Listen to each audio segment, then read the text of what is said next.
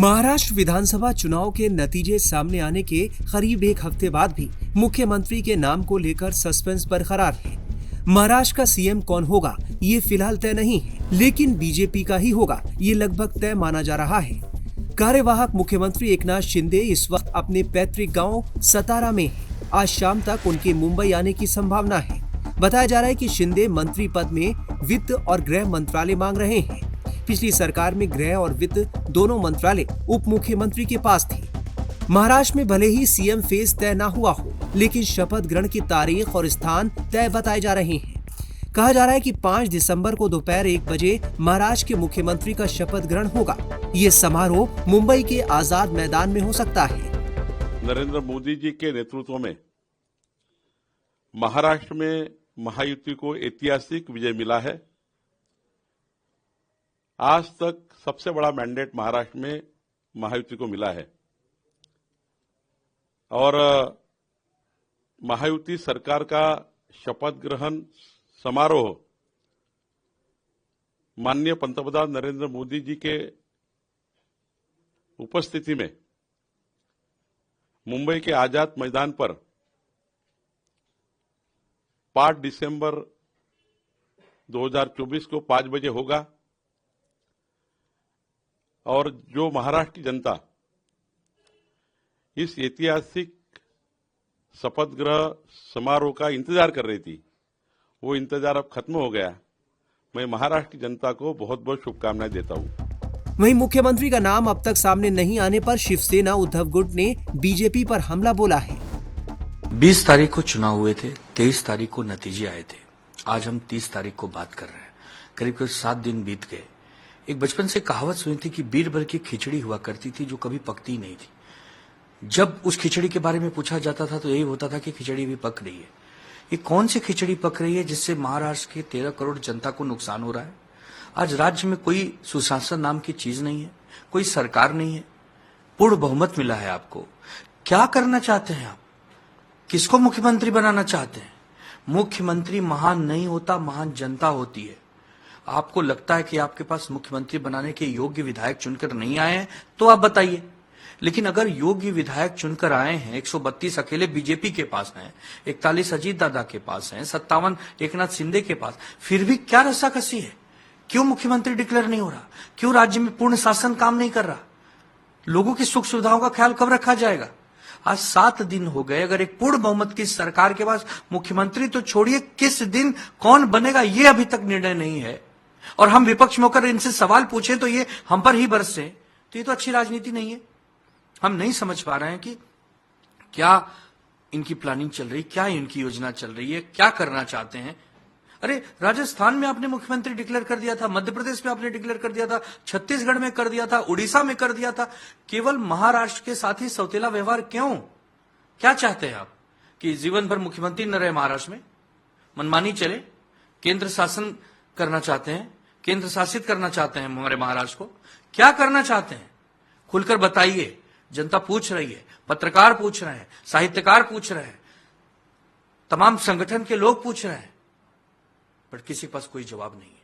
दुर्भाग्य है कि आज 7 दिन के बाद मुख्यमंत्री का नाम घोषित नहीं है। कब शपथ होगा इसकी तो कोई अभी तक कोई गुंजाइश ही नहीं दिख रही। महाराष्ट्र में मुख्यमंत्री के नाम पर सस्पेंस के बीच कांग्रेस भी महायुति को घेर रही है। ऐसा कोई बड़ी बात नहीं है। सस्पेंस क्यों बना रखा है कई दिनों से, और कई दिनों से कभी दिल्ली में मीटिंग, कभी महाराष्ट्र में मीटिंग। ये नौटंकी मेरे समझ में नहीं आ रही है। इनकी हिम्मत नहीं है, एनसीपी और शिवसेना की हिम्मत नहीं कि ये आंख उठा करके देख लें, क्योंकि 70,000 करोड़ का आरोप तो अजीत पवार के ऊपर लगा हुआ था और शिंदे ने 100 50 करोड़ रुपए देकर के एमएलए खरीदे थे। वो सब मामले तो उनके पास है ही हैं। तो जो हुकुम करेंगे वो इसी होगा और मोस्ट प्रोबेबली मुख्यमंत्री डिसाइडेड है, पहले से भी डिसाइडेड था। बीजेपी सत्ता में आएगी, अब बीजेपी का मुख्यमंत्री होगा, चुनाव के पहले ही था। तो लेकिन जनता को मूर्ख बनाने के लिए या कंफ्यूजन पैदा करने के लिए नौटंकी किया ये सब, लेकिन पहले से ही जग जाहिर था, जो समझदार लोग हैं, कि बीजेपी का ही मुख्यमंत्री होगा। भाजपा से डिप्टी सीएम होगा और बीजेपी का सीएम होगा। और ये पहली बार नहीं है, जब डिले था 1999 में 1 महीने के लिए सरकार जो है फॉर्मेशन हो रही थी। अब डिले भी पता नहीं क्यों कर रहे हैं, वरना एक बार घुड़की दे दें तो मजाल है कि ये दोनों इधर से उधर हो जाए, लेकिन ये नौटंकी किया है और ये तो पहले से तय था कि ऐसा होगा। हाँ, एक बात है कि बार्गेनिंग करने में वो दोनों बड़े माहिर हैं, तो बार्गेनिंग करके थोड़ा बहुत और ज्यादा ले लिया होगा, वरना डिप्टी सीएम की पोस्ट नहीं आती। सर महाराष्ट्र से तो एक्सप्लेन करें, गलत है। जो आरोप हमने लगाया है कि 1 घंटे के अंदर इतने वोट बढ़े हैं, और इसका क्या, जब 5 बजे तक 55% वोट है, दूसरे दिन 67% वोट हो गया, तो इसका क्या एक्सप्लेनेशन है? उधर कांग्रेस के वरिष्ठ नेता जयराम रमेश ईवीएम को लेकर सवाल उठा रहे हैं। उन्होंने महाराष्ट्र के चुनावी नतीजों को लेकर कहा कि ये नतीजे असंभव हैं। मैं साफ कर देना चाहता हूं, ईवीएम से हमारे जो सवाल रहे हैं ईवीएम के बारे में, हम उसका नजरअंदाज नहीं कर रहे हैं, पर ईवीएम चुनावी प्रक्रिया का एक अंग है। और हम देख रहे हैं महाराष्ट्र में पूरे तरीके से इस चुनावी प्रक्रिया गड़बड़ हो गई है, इसमें गड़बड़ी की गई है और लक्षित मैनिपुलेशन, टारगेटेड मैनिपुलेशन हुआ है। और जैसा कि मैंने पहले कहा, मैं फिर से कहूंगा, झारखंड आप जीतो, ठीक है, जम्मू और कश्मीर आप जीतो, ठीक है, पर महाराष्ट्र हमें जीतना है किसी वक्त, और महाराष्ट्र जीतेंगे। आप यहां वहां आप जीतते रहो, ठीक है। तो क्यों हम इसलिए ये सवाल नहीं उठा रहे हैं क्योंकि हम हारे हैं महाराष्ट्र।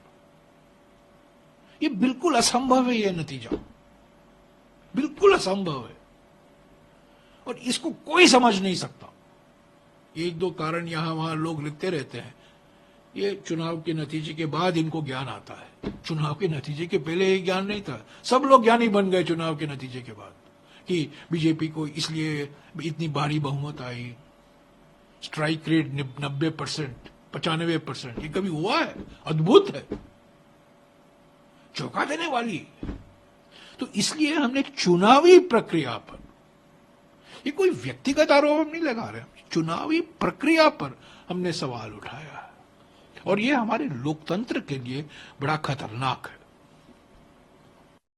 कहा है महाराष्ट्र के अंदर जो दावे किए जा रहे हैं कि एंड में नंबर्स बढ़ा दिए गए, वोटिंग परसेंटेज बढ़ा दी गई, ये सभी दावे जो है फेक है। नहीं, ठीक है, कल बैठक होगी ना, कल बैठ रहे हमारे नेता जा रहे हैं, वो बात होगी, उस पर बहस होनी चाहिए। वीवीपैट को लेकर हमने, इंडिया गठबंधन के पार्टियों ने दिसंबर 2023 को एक रेजोल्यूशन, एक प्रस्ताव पारित किया था कि 100% वीवीपैट होना चाहिए। उसके पहले मई 2023 से लेकर मैंने खुद चुनाव आयोग से 4-5 बार समय मांगा है इंडिया पार्टी के एक प्रतिनिधि मंडल को, ताकि चुनाव आयोग से मिले और इस वीवीपैट के मुद्दे पर अपनी मांग उनके सामने रखे। मुझे अफसोस के साथ कहना पड़ता है कि हम चुनाव आयोग से तो मिलते रहते हैं चुनावी नतीजे के संदर्भ में, पर आज भी चुनाव आयोग ने इंडिया पार्टी के प्रतिनिधि मंडल को समय नहीं दिया है इस 100% वीवीपैट मुद्दों पर।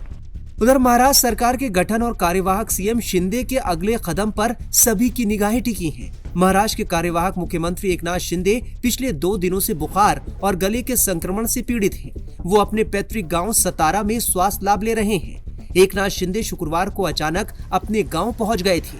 शिंदे के सतारा जाने की वजह से महाराष्ट्र में एनडीए की प्रस्तावित बैठक रद्द हो गई थी।